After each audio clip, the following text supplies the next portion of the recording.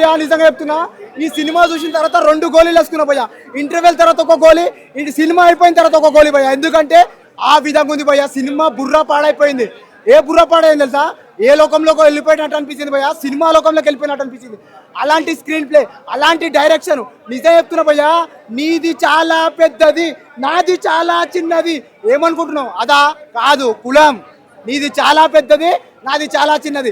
నువ్వు కొట్లాడుకుంటున్నావు కులం అని, మతం అని, తేడా అని, భేదం అని, పైసా కోసం, దానికోసం, దీనికోసం కొట్లాడుకుంటున్నావు కదా. అది భయ్యా సినిమాలో. నువ్వు వేరే విధంగా అనుకోకు. నిన్న బుర్రా పాడుంది. ఆ క్లైమాక్స్ సీన్స్ నువ్వు ఊహించలేవు. ఈ సినిమా నీకు ఎక్కాలంటే మినిమం డిగ్రీ నువ్వు ఇండియాలో చేసి ఉండలేదు, అమెరికాలో చేసి ఉండాలి మినిమం డిగ్రీ. అప్పుడు నీకు సినిమా ఎక్కుతుంది. అలాంటప్పుడే నీకు ఈ సినిమా అర్థమవుతుంది. ఎందుకంటే ఫస్ట్ స్టార్టింగ్ నుంచి ఆ సీన్స్, ఆ సెన్స్ ఆఫ్ హ్యూమర్, అలాంటి సినిమా ఒక్కొక్క సీన్లో అర్థమైపోతుంటే ఆ నవ్వులే నవ్వులు ఉంటాయి ఫస్ట్ హాఫ్ మొత్తం. ఆ క్లైమాక్స్ తీసుకో, ఇంకో డబల్ యాక్షన్ సీన్స్ అన్న, సత్య అది వేరే క్యారెక్టర్ మామూలు ఉండదన్న. ఇలాంటి సినిమా నువ్వు చూడలేదనుకో, నిజంగా భయ్యా నిజం చెప్తున్నా, వేరే లెవెల్. ఇంకో కొంతమంది అంటారు ఎందుకు అంటే ఇంగ్లీష్లో అంటారు వై. ఇప్పుడే చూశాను భయ్యా సినిమా యూఐ బ్లాక్ బస్టర్ భయ్యా సినిమా. Washington powder Nirma. ఈ సినిమా చూడకపోతే నీ కర్మ. Thank you. So UI movie అయితే హై లెవెల్ ఉంది. సో మేమైతే ఒక ఎక్స్పెక్టేషన్స్తో వెళ్ళాం, but it's beyond expectation. So అంటే బోత్ తెలుగు అండ్ కన్నడ ఆడియన్స్కి బాగా కనెక్ట్ అవుతుంది. నాట్ ఓన్లీ కన్నడ, తెలుగు ఆడియన్స్కి కూడా బాగా కనెక్ట్ అయ్యే మూవీ.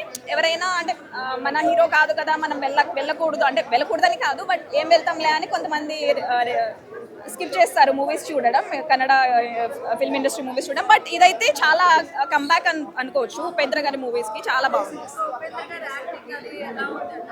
ఉపేంద్ర గారి యాక్టింగ్ హై లెవెల్ ఉంది. ఇప్పుడు మీరు కంపేర్ టు ప్రీవియస్ మూవీస్ చూసుకుంటే ఇది డెఫినెట్గా ఇట్స్ బిగ్ హిట్ యాక్చువల్.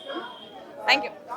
అంతకు మించి అంటే ఎప్పుడప్పుడు జనాలు అప్డేట్ అవుతున్నారు, అన్ని అప్డేట్ అవుతుంది కాబట్టి ఉపేంద్ర గారు కూడా ఆ స్క్రీన్ ప్లే కానీ, డైరెక్షన్ కానీ, డైలాగ్స్ కానీ, మెసేజ్ ఇవ్వడం కానీ అన్ని అప్డేట్ అయ్యారని చెప్పొచ్చు.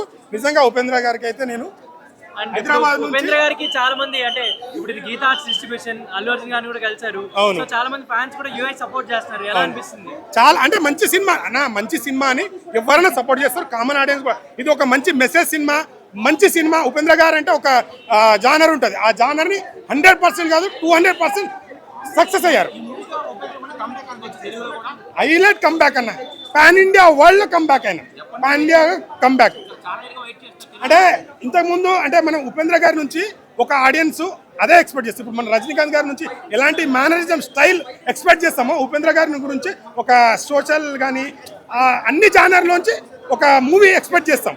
అలాంటి మూవీ మళ్ళీ నాకు వచ్చిందని నాకు అనిపించింది. ఎందుకంటే నేను చూశాను కాబట్టి నాకు అనిపించింది. ట్రైన్ వెళ్తుంది.